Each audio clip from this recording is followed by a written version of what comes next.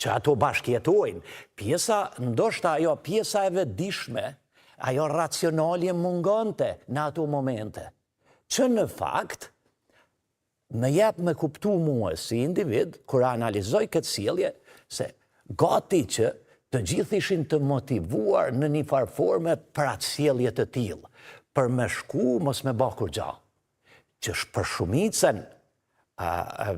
shumicën e atyre njerëzve që morën pjesë në atë takim, fitova këtë përshtypje, mos me thonë në mënyrë generale, por një pjesë faktikisht veç kishin ndërtu perceptimin e rolit të tyre. Ju pëlqen të marrin rolin të veshin pekun e pushtetit, por ju konvenon të mos bëjnë asgjë. Mu me befason edhe një sjellje.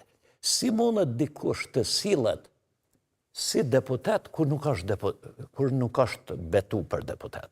Ata derisa betohen ose marrin rolin përgjegjësinë e deputetit, ata janë individ që duhet të kenë sjellje racionale. Edhe ai komisioni i përkohshëm që është ndërtuar, është një komision i vullnetit të mirë të qytetarëve që pretendojnë se janë përfaqësues të popullit, që në fakt ishte dashur të prodhohet një rezultat nga ai komision që është hazër i ndërtuar nga KQZ-ja, e cila kishte me thonë, këta janë njerëzit që kanë fitu votat, këta janë potencialisht dhe ecim matutje. Dje u hap debati se ku fillon fuqia ose funksionaliteti i deputetit, kur certifikohen nga KQZ-ja, apo kur betohen në kuvend?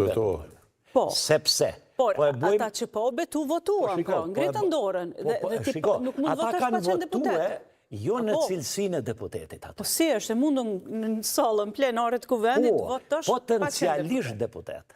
Por ai komision, unë po e flas këto tash edhe nga prizmi i eksperiencës time, se unë 2 mandate kom qenë veç deputet. E di si realizohet ai proces.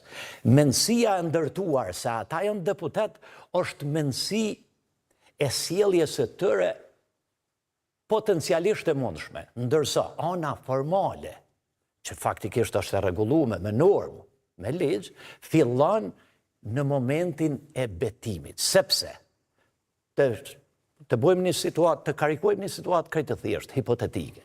Mund të fitosh ti votat për deputet. Deri në momentin e betimit, ti mund të kesh një aksident, ti mund të shkosh në burg, faktikisht mund të mos japish atë. Asnjë njeri ty nuk ka me të njohur për deputet. Nuk mban imunitetin e deputetit. Nëse ki qenë deputet, mund të mash epitetin e ish deputetit, por deputetit aktual të legjislaturës nënd jo. Do më thonë, ajo fillon institucionalisht, formalisht në momentin kur japin ata betimin. Faktikisht, atëherë ata marrin jo vetëm autoritetin, pushtetin, përgjegjësinë, por e marrin edhe të drejtin e ndërtimit të institucionit që i mbulon asaj popullës. Në emër të mbrojtjes së kushtetutës, ata dje nuk e marrën këtë. Nuk e mbeshën imunitetin e deputetit, pra nuk e funksionalizuan vetën si deputet. Nuk e verifikuan mandatet. Çfarë do të thotë kjo?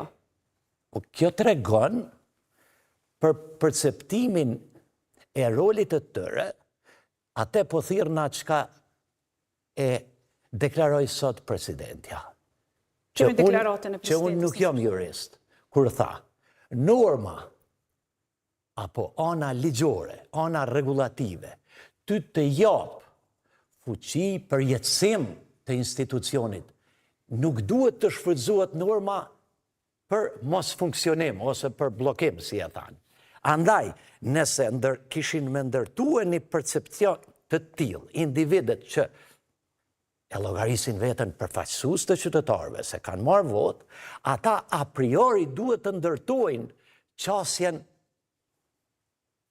pro-funksionale, pro-institucionale, jo bllokuese, sepse tek e fundit ata i kanë marrë votat për këtë. Nuk i kanë marrë votat mos me ndërtu institucion.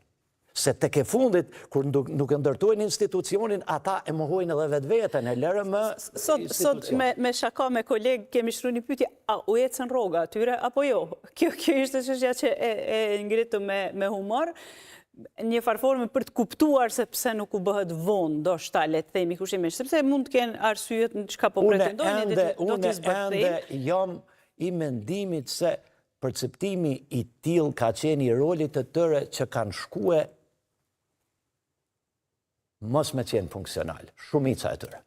Ende e kom atë perceptim. Ndoshta kom perceptimet gabushme. Nuk do të thotë që ky perceptimi jam me qenë perceptim general. Mirë po veprimet, sjelljet e tyre konkrete, më bëjnë të mendoj kështu. Nuk jam unë ai që vlerësoj në thellësi individin çfarë shpirti ka, çfarë personaliteti. Unë e vlerësoj në bazë të sjelljes konkrete. E vlerësoj në bazë të qëndrimeve. Atë çka kom pa unë ndërtoj këtë gjykim.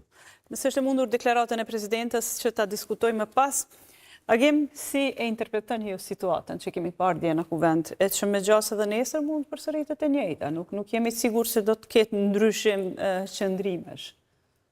Tani, profesor Ramazaj foli për dijen politike, po a ekziston homo politikus në elitën kryesore politike, dyshoj shumë.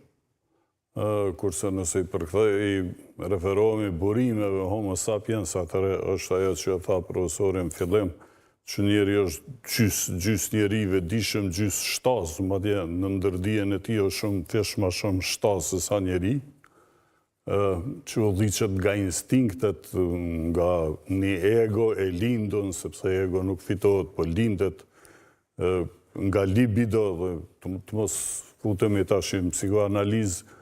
Me fjalë tjera, vështirë është të quhen njerëz shumë me respekt, çdo respekt për një pjesë të atyre njerëzve, po megjithatë deputeti zgjidhet si përfaqësues elitar i popullit, që përfaqëson merr votat, delegohet interesat e popullit dhe zërin e popullit. A janë këta të tillë, a janë ma shumë numra, unë e them që janë ma shumë numra në dur të udhëheqësve politik, që i përdorin si instrument për interesat veta, kogja të ngushta meskine. Dhe nëse i referohemi deklaratës të presidentes në këtë rast, që thëtë që të gjeni mënyrë të kapërcimit, që do më thonë ligjet me një farë fjallet mos ju bëhen pengesë, kjo besoj se është një mesazh shumë i rrezikshëm, se t'ju thushti deputetëve që kanë fituar votat, janë certifikuar dhe kanë ardhur betohen në kuvend, t'ju thush që jo mundi me shkel ligjin sepse ju jeni tash deputet, qysh ditën e parë të kuvendit, është një mesazh tepër i rrezikshëm që përçohet ashtu e keni lexuar ju? Te audienca. Po ashtu është sepse paragrafi në vizuar